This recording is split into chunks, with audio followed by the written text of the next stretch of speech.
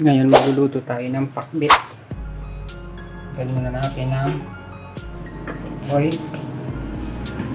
Then mix na natin itong garlic.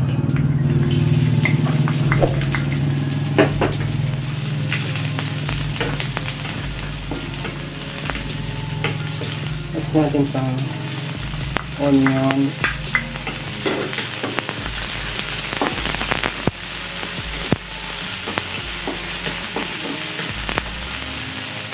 Sama na natin itong luya.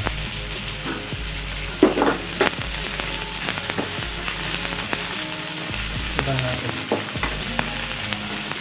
So, ganito lang pakbit Ilocano, may luya. Nalagyan nila ng luya. Sunod natin itong kamatis. Sunod natin muna konti. Sunod natin itong giniling na halo ko.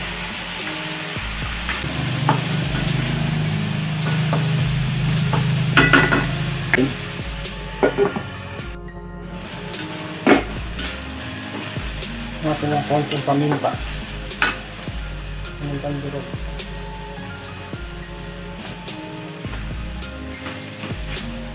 Lagyan na natin yung bagoong.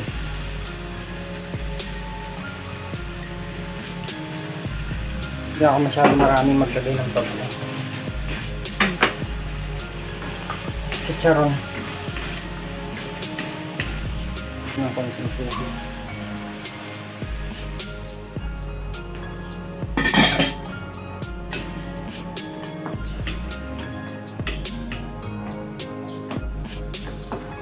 Na guys, pakukuloyin ko na yan. Yan, okay na siya.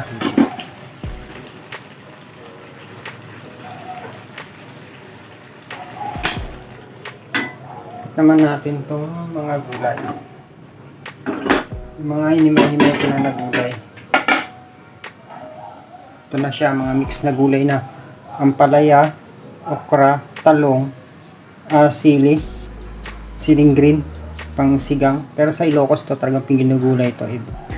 Tsaka sitaw. Minix na, mga naka-prepare na siya.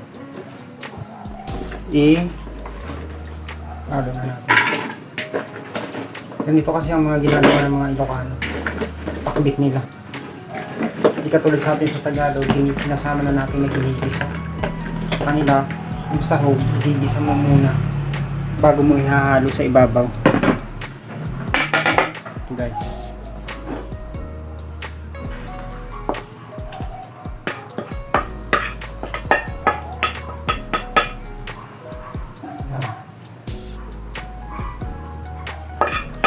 Lagyan na natin ito ng konting tubig.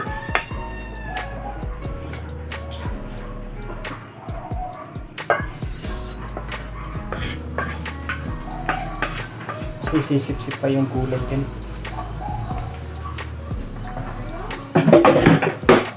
Guys, ready na. Siya ako. Konting sabaw na siya. Na natin.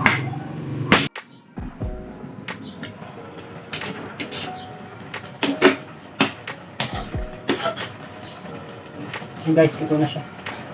Ayan siya. Ayan na. Nakbit ang Ilocano.